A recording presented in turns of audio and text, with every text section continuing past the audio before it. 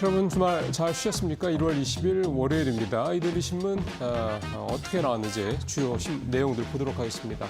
네, 오늘 일면 톱 기사는 다른 데도 마찬가지지만 어제 그 서부지법 폭동 사건 외에는 대부분 다 트럼프 얘기로 특히 경제지들은 대부분 도배를 하고 있습니다. 이데일리 신문도 오늘 일면과 사면에 걸쳐서 트럼프 취임 관련된 얘기를 다루고 있고요. 잠시 후에 증권면도 말씀드리겠습니다. 증권면 역시 이제 트럼프 취임과 관련된 내용을 톱 기사로 다루고 있으니까 사실은 오늘은 거의 핵심이 메인 기사가 대부분 다 트럼프 취임과 관련된 기사다 이렇게 보셔도 될 것 같습니다.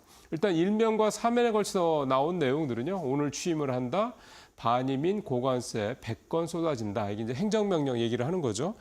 47대 대통령이 취임을 하는 거고 100여 건 정도 행정명령 쏟아낼 것 같은데 지금 여기 제목에서 보시는 것처럼 첫 번째 행정명령 1호는 역시 불법 이민자 추방 관련된 내용이 될 가능성이 높다 얘기가 되고 있고요. 그다음에 행정명령 중에 이 에너지와 관련된 내용들이 담겨 있을 거다. 보편관세 얘기는 행정명령에 포함될 수도 있고 조금 이제 시간을 둘 수도 이런 얘기도 일단 나오고 있습니다.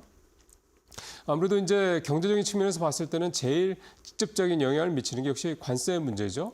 일단은 잘 아시는 것처럼 이 대외 수입청이라고 그래서 관세만 전문적으로 다루는 부서를 별도로 선입할 정도로 그다음에 상무장관도 그렇고 재무장관도 그렇고 상무장관이 대표적이겠죠. 이 USTR도 그렇고 이 관세와 관련해서는 내가 미국 내 1인자다라고 얘기를 할 법한 사람들을 대거 포진을 한 상태입니다. 그러니까 관세에 대해서는 진심이다. 트럼프가 이렇게 좀 볼 수가 있는 거고요. 다만 이제 그동안 얘기가 나왔던 거, 이를테면 좀 보편 관세를 10에서 20% 부과할 것이다. 그다음에 캐나다와 멕시코는 불법 이민 문제, 그다음에 이 펜타닐 문제 해결하지 않으면 25%를 관세를 따로 부과할 거다. 그다음에 중국에 대해서도 역시 이제 같은 이유로 60%를 부과할 거다. 나왔던 이 수치들이 이제 한 방에 이제 갈 거냐, 아니면 이게 이제 단계적으로 협상을 통해서 이제 어떤 유연성을 보여줄 거냐, 이런 문제들은 분명히 있습니다. 어쨌든 근데 이제 이런 그 별도의 관세를 부과하고 관세 문제를 다룰 별도의 부서를 만들 정도라고 본다면 수치의 변화했을지언정 관세 문제는 현실화될 게 불가피하다 이렇게 좀 봐야 될 것 같습니다. 오늘 이데일리 사면에 보니까요. 이번에 트럼프 2기 정부의 이 경제 쪽 내각 주요 인사들 몇 면을 다루고 있더라고요. 보면은 화면에 마침 나오네요. 보면은 이제 특징이 주류 보수주의자라는 거, 그 다음에 골수 마가 미국 우선주의자들이라는 거, 그 다음에 테크계의 거물들이 이렇게 크게 세 가지 부류로 트럼프 2기 경제팀의 세 가지 축을 좀 다루고 있습니다. 하나 만만한 사람들이 없죠. 다 대단한 사람들이고 우리 쪽에서 봤을 때도 우리가 직접 협상을 한다 하더라도 누구 하나 좀 만만하게 우리가 어떤 협상의 주도권을 쥐고 갈 만큼 그럴 만한 사람들 좀 하나도 보이지 않습니다. 그러니까 참 쉽지 않은 트럼프 2기 4년이 되겠다라고 좀 볼 수가 있겠습니다. 어쨌든 더 강력한 그런 미국 우선주의를 펼칠 것이라는 거고 지금 보이고 있는 이런 어떤 미국의 어떤 쏠림 현상 이런 것들이 좀 더 강화될 가능성이 크다. 이런 대체적인 전문가들의 얘기가 있고요. 다만 이제 이 기본적으로 트럼프는 이제 미국의 달러를 좀 약하게 하는 약달러 정책에 대한 관심이 많고 또 금리도 내리는 쪽에 관심이 많지 않습니까? 그러다 보니까 특히 이제 금리 정책과 관련해서는 파월 연준 의장과 2026년까지 이제 임기가 남아 있는 파월 연준 의장과의 힘겨루기가 본격화될 것이다. 이런 얘기도 좀 나오고 있습니다. 자, 이제 증권면 톱 기사로 가보면요. 패가는 트럼프 증시 폭풍전야. 네. 이번 주 주간 전망인데요. 이번 주는 실적 시즌이 본격화된다는 거 외엔 사실은 이제 이 트럼프 2기 정부의 출범 이게 사실은 가장 큰 시장의 변수가 될 수밖에 없습니다. 그리고 사실 좀 행정명령 앞에서 대략적인 말씀을 드렸으면 결국 이제 뚜껑을 열어봐야 되는 거기 때문에 또 그동안에 이제 시장에 여러 가지 영향을 미쳤던 여러 가지 이슈들 예를 들어서 좀 특히 우리 같은 경우는 이제 반도체라 2차 전지라든가 이쪽 부분 때문에 이제 칩스법이라든가 IRA법 관련된 이런 부분들이 이제 아무래도 가장 큰 관심사 중에 하나 아니겠습니까? 이런 부분들 관련해서도 뭔가 조치가 나올 것이냐 이런 부분들을 일단 봐야 되기 때문에요.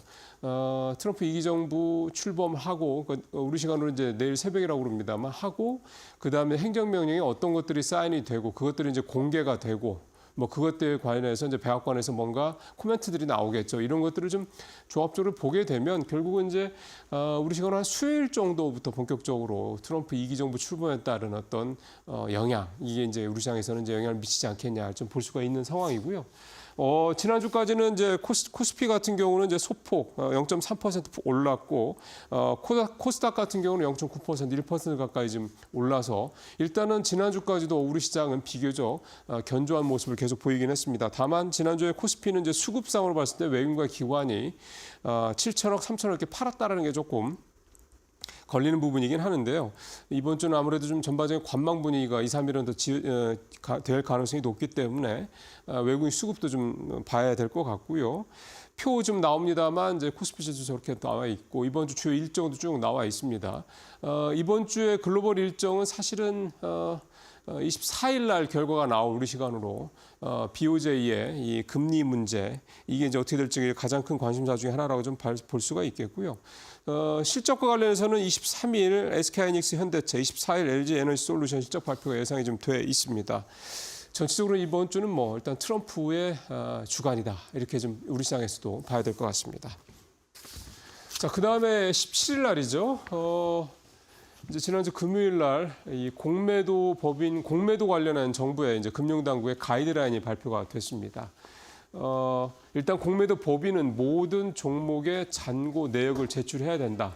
이제 여기서 말하는 공매도 법인은 0.01% 정도의 공매도 잔고를 갖고 있거나 또 10억 원 이상의 공매도 거래를 하는 법인이니까 사실은 웬만한 공매도 하는 데들은 이제 대부분 다 들어가야 된다라고 볼 수 있을 겁니다. 그리고 이렇게 좀 대규모로 하는 데가 아니더라도 감독 당국에서 워치를 할 거고, 또 하나가 증권사들, 그러니까 이 공매도 거래를 이제 대신해주는 증권사들 같은 경우도 자기들 스스로 이제 내부적인 어떤 그런 기준을 만들어서 이거를 감독 당국에 보고를 해야 되는 그런 규정들이 좀 들어갔습니다.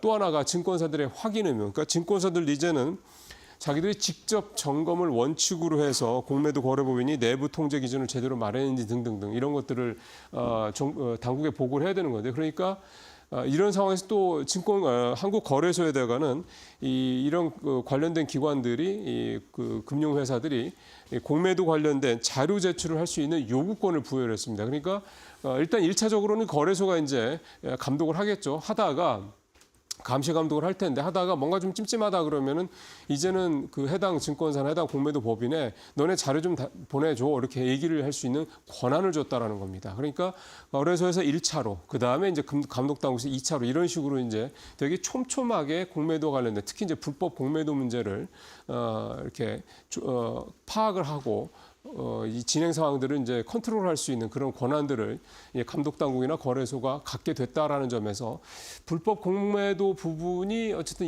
어느 정도는 좀 위축되거나 줄어들거나 아예 이제 근절될 수 있는 여지를 마련했다 볼 수가 있겠습니다. 물론 제일 중요한 건 운영의 묘죠. 얼마나 이거를 실제 이렇게 얘기한 것처럼 잘 운영을 하느냐, 이게 중요한 것 같고요.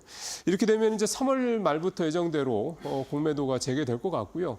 결국 이제 우리나라에서 공매도가 다시 재개된다라는 그 의미는 뭐 이런 내용들, 불법 공매도에는 차단 문제도 분명히 있겠지만 결국 이제 작년 MSCI 선진지수 편입할 때 걸렸던 게 이 부분이지 않습니까? 그러다 보니까 이거에 대한 운용을 이제 한 6개월 정도 보고 올 9월이나 이제 가을쯤에 MSCI 선진지수 재편입 여부, 이게 결정이 될 것 같은데, 큰 문제만 없으면 이번에 가을에는 작년 말에 이제 채권에 의해서 올해는 이 주식도 선진지수에 편입될 가능성이 상당히 높다, 이렇게 좀 봐야 될 것 같습니다.